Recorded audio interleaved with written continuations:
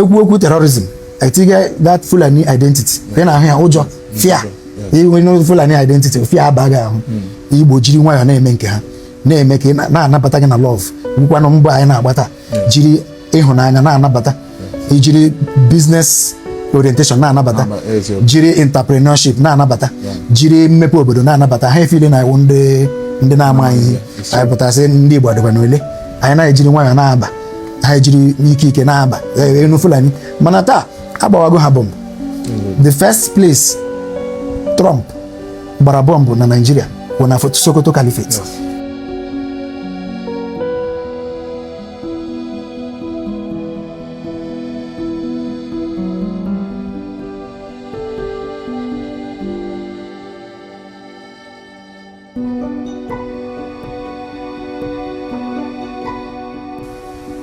ụmụnne m ekene m unu kenesi unu ike nwanne anyị nwoke unu na-afọ ebe a ma je kpọba afịa unu ma afa ya ọ nna amenụ ka mụ na ya nọ ọnya bụ onye mma mfụ n'anya na-aba n'ụlọ ọgụ bido gbaba mgba ihe gbasara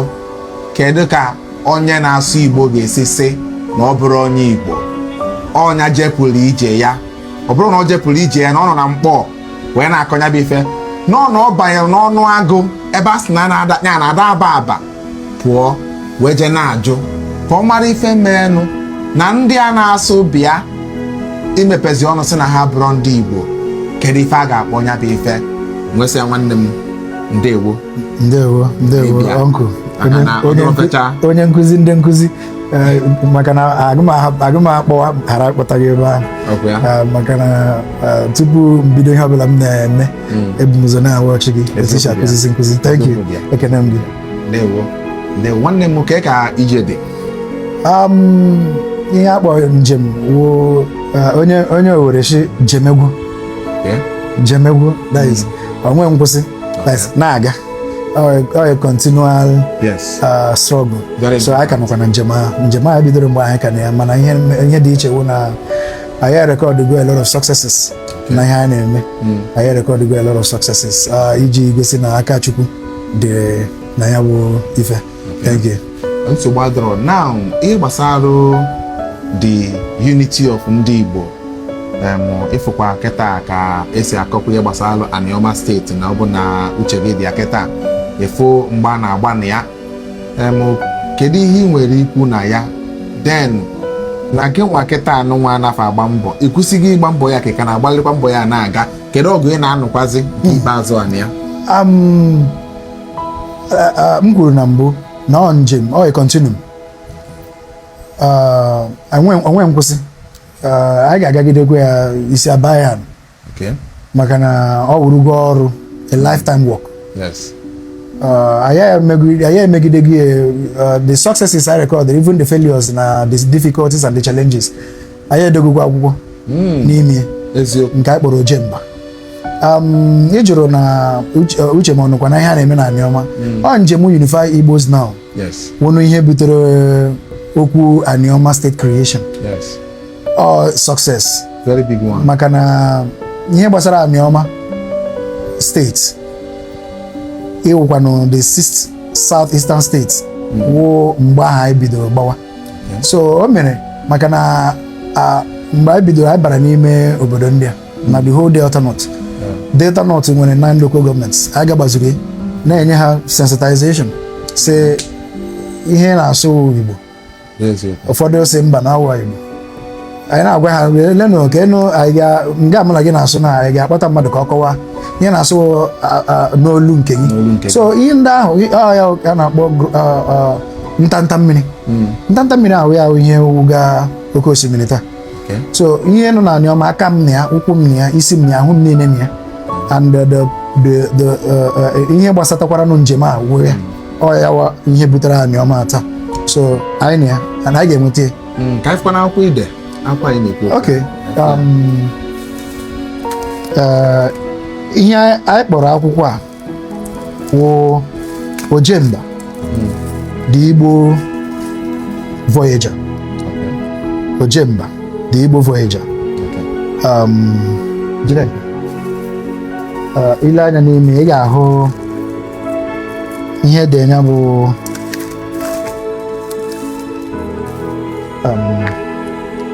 ana m achọ nwanne m. Yes, afọ m ya. The story of a traveler in the crossroad of his destiny and that of a nation. Sọsọ ihe edere ebe a ga-akọwara gị ihe mere n'ime akwụkwọ. Akwụkwọ a dị very very educative. Akwụkwọ a wụ ihe nchịkọtara ọnụ ihe niile aha anyị gara. Ọwụ ozi ụmụazị ka anyị gara. Ọwụ ozi ụmụazị, ozi isi na Chukwu. Ị na-ada? Asa akwa aka ege ntị. Akwụkwọ a bịara zi ụwa niile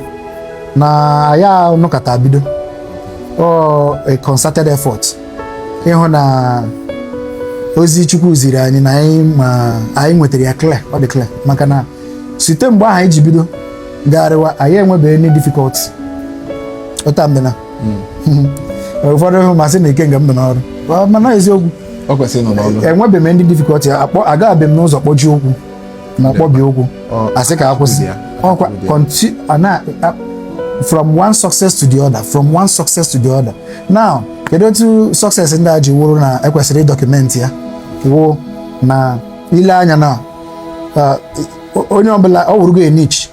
for a lot of people na-apụta n'ịntanet. Ọ wụrụgo ihe ebe a na ịntanet na ihe a na-ekwuzi Igbo, the identity,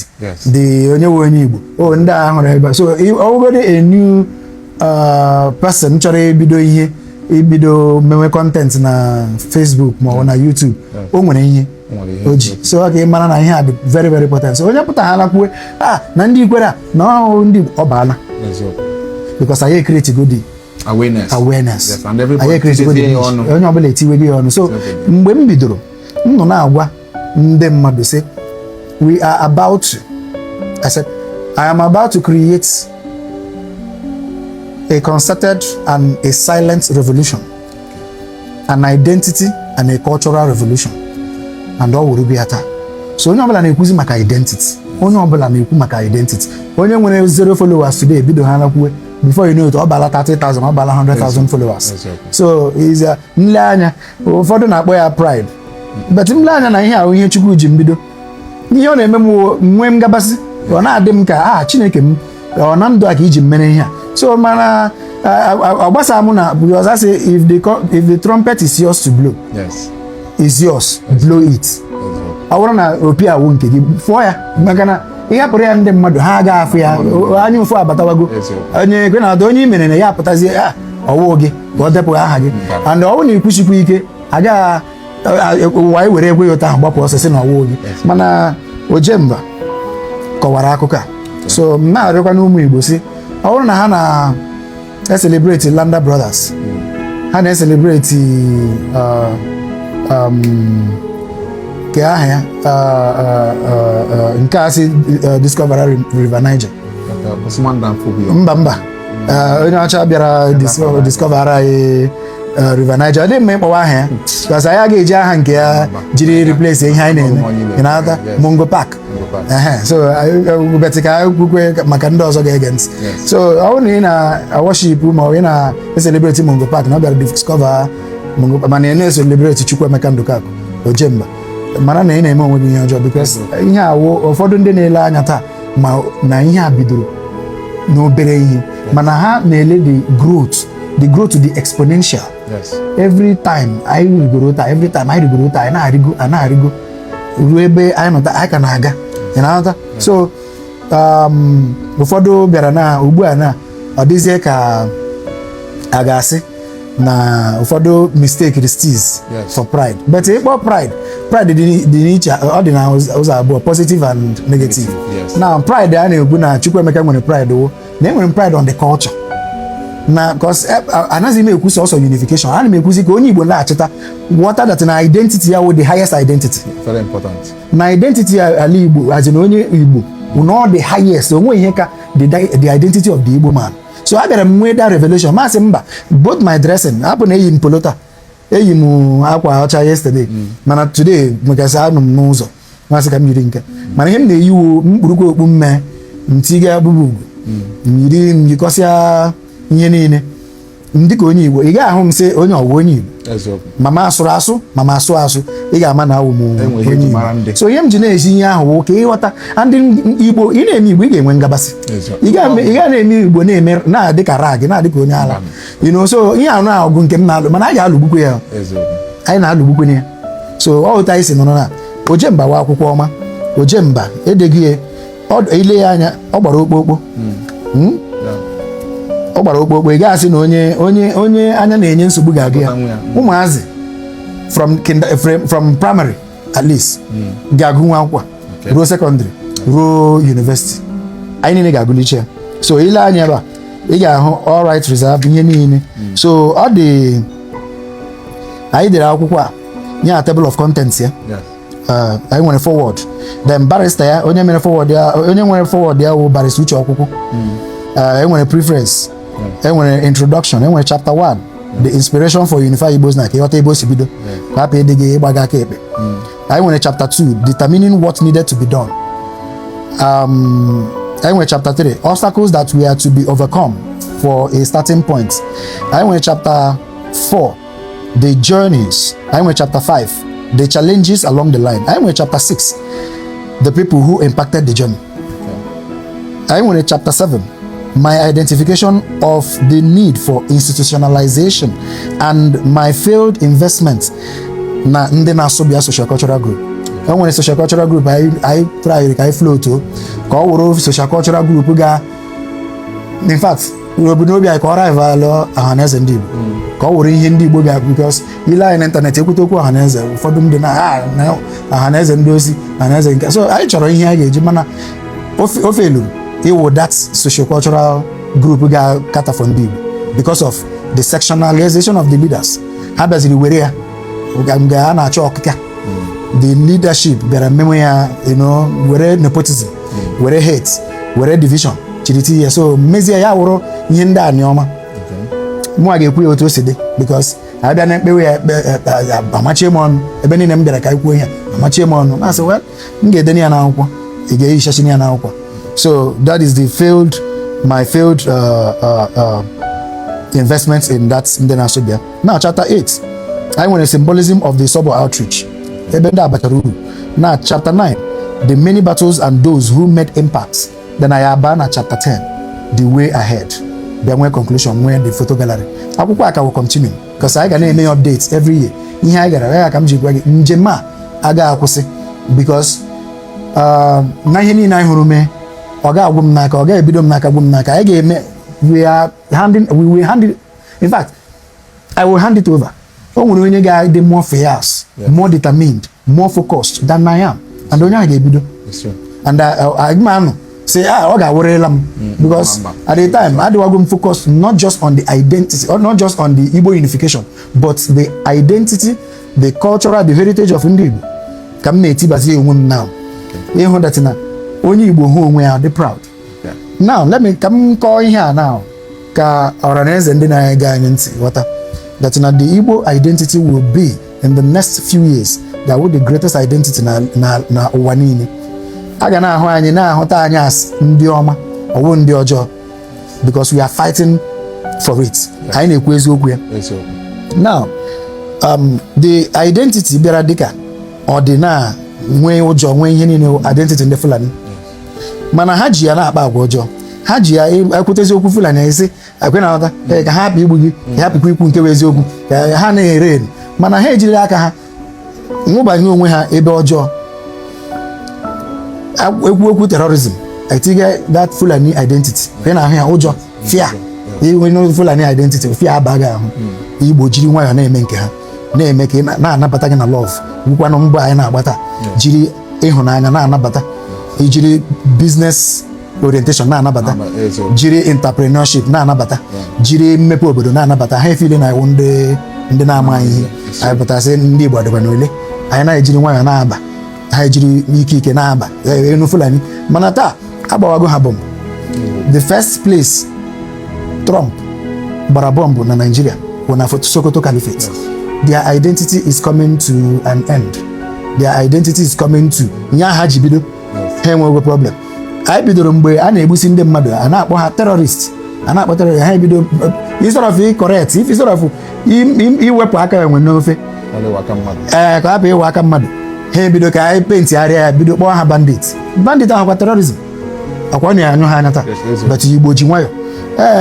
nwa obere oge ha bịara were ihe a kpọrọ false flag jiri sogide anyị ka anyị soro ha kwe ha azawa ha ndị Igbo anyị eti etikpọ akpọ si mbakwa aka ya adịkwa na ihe anyị maka ụmụnne anyị na-egbu anyị because from 2015-2016 anọ m n'ala Aba mana otu ụmụnne anyị achị bido ihe a na-agawo ngagharị iwe bet ha pụta ngagharị iwe ha na-agba ha egbe ha pụta ngagharị iwe ahụ agbagbuo ha onye a na-agbagba ya ọzọwa onwe na ha ejirigwo nwayọ onwe onye gburu ibe bana abịazie na-agwa anyị taa na ụmụnne anyị ahụzi ndị ahụ anyị sokwe gbaa ha egbe ka a na-ewuzi ndị na-abịa igbu ekwu ụmụnne ha anyị ma na ọwa achị ọ ya ka anyị ji kpọọ ya false flag onye ọbụla na-ele ihe a leruo anya na ihe a kpọrọ false flag gọọmenti na-arụ false flag ha rụọ ya ka ejiri kpọọ ndị ahụ ọjọọ ha rụọ ya ị ga-efeli ma ụmụnne gị na-eme so beta asị m ekwute obere okwu a mana okwu anyị ka na wo na Ojemba the Unified Igbos Now convener ọmụawa Ojemba ahụ echiri m Ojemba echi aga m echiri ya biuto ihe anyị gara n'ije ya ka iji bido okwu ahụ sị na ya aga thank you ọwụ sọsọ Ojemba ka a na-akpọkwa a na-etikwa anyị anyanwụ Igbo niile anyanwụ Idueri because I'm an ambassador not just one entity I'm an ambassador of ancient Idueri kingdom na Aguleri ejichie m anyanwụ nze anyanwụ because anyanwụ ga-eti and anyanwụ tie na ihe ọpụta ihe Ojemba wo nke anyị ji gaa njem anyanwụ nke anyị jizi na-arụ ọrụ culture so ọwụ sọsọ na the Igbo unification ka m nọ now amụzi m na kedu ihe mere ala Igbo adị mma investments kedu yala ka m jikwa wụrụ an ambassador to a real estate company akpọrọ Pine Estates and Properties ha na-enyere m aka m na-enyekwere ha aka ha nyere m aka anyị agawa international for ana m achọ nwanne m data ana m achọ nwanne m wo iji our international unification movement iji dọlata ọwụ sọsọ ndị Igbo na-ama na ha bụ ndị Igbo ma ọwụ ndị Igbo na-ekweta na ha bụ ndị Igbo nke a ozi ndị Igbo mana ha bụ ndị Igbo mana ha gawara ụzọ ije ha gawara ụfọdụ gawara for greener pasture ụfọdụ gakwara na exile ụfọdụ wụ ndị ohu ere ebu ebe a ree so anyị na-aga na-akọnekt sisi ndị a so anyị gara South Africa the other time gaa ụmụnne anyị ndị nụ na South Africa na-enwe obumnobi ịlọtazi because obodo ọ na nwere techere ahụ nke obodo so anyị garụzi aka akọwara ha ị na ebe a na-ebi ndụ ọma na-eri ezigbo ihe na-ahụ infrastructure ka onye ga-ejezikwere gị ebe a o nwere voice note m kara play ebe a ọ na m play ya ị ga-ebe akwa onye Igbo o ji nnukwu ego ọ na-eme farm ọ gwara m na voice note and m gwara ya sị na voice note a wụ blessing to me o shoyiri na ihe anyị gara nwere isi ya gwara m na voice note ahụ ọ sị that na o lose go contact with the family onye Nnewi na o lose go contact with the family na ọ dịzi ekwe na anata o fesigo onwe ya na onwe dị ọ naghị ebu n'obi na ọ ga-anata because ịhụ farm ya ọ na-akpa ma atụrụ ma ebuni ma ewu na nnama ma ezi ma ụbagwu ma tọki farm o buru ibu na Fulani South Africa na Cape Town mana mgbe anyị bịara eji m the preaching of ana m achọ nwanne m si achọtala m gị ụmụnne anyị ndị na South Africa kpọga m ebe a through Pine Estates and Properties his sponsorship so anyị garuo nkọwarị ya si ya you cannot be here and bụrụ odogwu you are not odogwu here you can never be odogwu here so m gwa ya natabu under few weeks onwe that change brother onye a na-commit go over $500 million n'ala Igbo enwetagoro through Pine Estates and Properties Limited $500 million ọ ga-ebulata part of that farm anyị ga-akọwa ụdịrị anụ ndị ahụ ọwụzi efi ndị a na-agagharị efi ndị nke a na-akpa ya n'ụlọ ihu efi ndị a ọ ma mma so he is coming ịhụna na ana m achọ nwanne m nwere isi so anyị na-ezi evidence nke ọ bụla anyị gara ya ka m ji gwa gị anyị emebe encounter any difficulty ọ ihe aka Chukwudi ọ ihe Ikenga kwụsịrị ike na-emere anyị onye Igbo kwanụ mana Ikenga ewe ekwute okwu Ikenga ga-eso wee ekwensu Ikenga wụ ihe onye Igbo ji biri Ikenga na-alụsị ọrụ ike onye nwere Ikenga amala ife onwe inwe Ikenga si na Chukwu ka nwoke maka na ọnya ka eji nwoke zuru ezu ọ bụrụ aja ife ka onye nkụzi ndị nkụzi anyị makwụsị ike ekene gị kenesie gị ike unu afụgo akwụkwọ nwanne anyị nwoke wetara ego one ka ofu bụ nna m ofu anyị na-ere 5,000 naira yes anyị na-ere 5,000 mana nke wụ eziokwu anyị adị in the most of the business of ire mana anyị na-ewegasịrị ụmụnne anyị ndị ga-ewere akwụkwọ ha si nye ha one copy, ha si nye ha 2 copies, ha si nye ha 5 copies, mana ihe anyị na-concentrate on their support ka mma, because support ga-eme ya print takwuo mmụọ jiri distribute to schools, because each school kwesịrị inwe akwụkwọ, ụmụazị kwesịrị ịgụ ya, ndị okenye kwesịrị na-agụ ya. Ọ kụziri ihe, ọ kụziri ezigbo ihe. Ile anya ebe a na dị photo gallery, ihe ni anyị abịa dewa akwụkwọ without each evidence. Ebe a dị photo gallery, o gosiri ihe niile ahụ anyị kọrọ na akwụkwọ, ihe niile anyị gara nụcha. So thank you. Mgbe nsogbu adịrọ ife menụ bụ na ụmụnne m na-anụgo ife ekwulu nke izizi ebo na nkene gị na ịbịa sie gị ike si na mbido o nwere ego etinyere n'ihe ọma na-abụ ego nara n'ihi mmejigoro 50,000 ọgụ ID onye nkụzi ndị nkụzi. Thank you. Ihe anyị ka ya enweta echi ka nkụ. Ihe gbasara akwụkwọ abụ a ga-egosipụta ya ka anyị mesi ihe onyonyo nka ya emekwa personal video about it to tell our people that it's very important you get this book, read it. At least through this ha ga-ama that na we are coming back. Our coming back, ụfọdụ ndị mmadụ na-anụ ka a na-asị go back to root. Kache na root bụ ka ije chọba ego, ọ bụrụ iche ego, ọ ka ije mara onye ịbụ akara ụwa, akara aka gị ife iji maka ya wee bịa. O so n'ife anyị na-ekwu n'ekwusa ike ka ị mara onye ịbụ, mara ebe isi bịa. Ọ bụrụ na ị mara ebe isi wee pụta mara onye ịbụ, ọ ga-enye gị nsogbu. Mana mgbe ị mara onye ịbụ, you read your history, marụ onye mụtarụ nna gị, onye mụtalụ nyanwa, si ebe a bịaba, ọ ga-enyere gị aka ịma ife ị na-eme. Mana isi na ịbụ onye Igbo, iji bụrụ onye Igbo n'ọnụ, mana you don't have your history and you don't know about your history and you don't even know anything about your identity. Ebe isi bịa fe na-aza ebe o si pụta, onye abụ na ịka na-akwụghalịtịla ịmalị ya, maka na ịmarị ya isi eji oge oyi, obi elu oge ana, ịmara ihe iji maka ya wee bịa wee gbado ụkwụ na ya. Nwanne m, thank you uncle, ekene ka m gị ịgwa gị eziokwu, imene m wonders and dịka isi wee tinye ihe etinyere aka wụ na an academic property. Chukwu ga-etinye aka na ndụ gị. Ihe ọzọ m chọrọ ịgwa ndị Igbo wụ akwụkwọ a unu na-ediri ya. Ihe onye Igbo ji n'idi akwụkwọ a wụ n'ime akwụkwọ ị ga-agụta otu ihe akpọrọ humble beginning, otu esi bido ihe gbara ọkpụrụkpụ na nwayọọ ya. Ị ga-agụta ya n'akwụkwọ. Akwụkwọ a ga-akụziri ya enwe mgbamume, enwe obi umeala, ihe ọbụla ibidoro enye ya oge. And ihe ọzọ ị ga-ama gị na chi ga-oso. Ọ bụrụ ihe ọbụla ị na-eme taa na-enwe difficulty, jụọ ese. Ọrụkwa ihe ọbụla ibidoro ya na-agasịrịrị werere, mana na aka Chukwu dị ya, jụkwa ese. Ma narị ụmụ Igbo niile, ọ bụrụ na unu chọọ akwụkwọ a, aga m distribute ya, aga m send ya to any part of the world, any part of the country. The only thing ị ga-enye dị imewu idere anya na akara ekwentị a na WhatsApp, ide ya msendịara gị ebe ọbụla. Biko nyere m aka ka akwụkwọ a circulate ya. Yes, I am an elite person. I'm not an elite. Ihe akwụkwọ an elite book. Anyị dere ya ka street gụọ ya, ka nkọrọ niile gụọ ya, ka ogbe niile gụọ ya, nwee ike ghọta. Maka na akwụkwọ agaghị ana in as much as na our people enwezi that zeal ị na-agụ akwụkwọ. Onye ọbụla na-ele phone, onye ọbụla na-eme nka, mana akwụkwọ agaghị ana. Ana m emekwa onye ọbụla encourage inwe story gị, inwe ihe dị inspiring, put it in writing. Onwe onye ga-echefu m n'elu ụwa taa. Ọ bụrụ na m si n'elu ụwa pụọ taa, because we are not going to be forever. Mana anyị na-ekpe ekpere m, aga m akarụ maka na alụọrọla m Igbo ọrụ. Aga m aka nka, aga m aka zụọ ụmụ, mụ bara ụmụ, mezie ala Igbo, were oge niile m nwere n'elu ụwa jiri gara ala Igbo ezi. Onye m na-ekpe ekpere ya, ọkwanye ihe m na-aga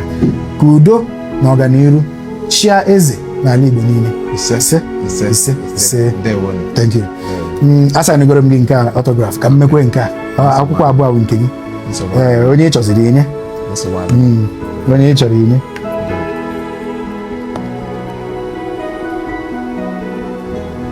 Okay. Ihe niile so. Taa bụ 14th of January 2026. Anyị ga-echefu ụbọchị abata, anyị ga-echefu ile anya na the date echete. Ahịa mere eji eme ebe. All right. Asụgbọ atọ nwanne m. Uncle Ivy. Isi ike. All right. Ka m mechiere gị. Oh, Uncle Ivy onye nkụzi ndị nkụzi. Nwayọ. O tego support ba m. Nwayọ, ọ ka wee dị mma nwanne m. And m echefu. Ọ ka ọ dị mma. Thank you so much.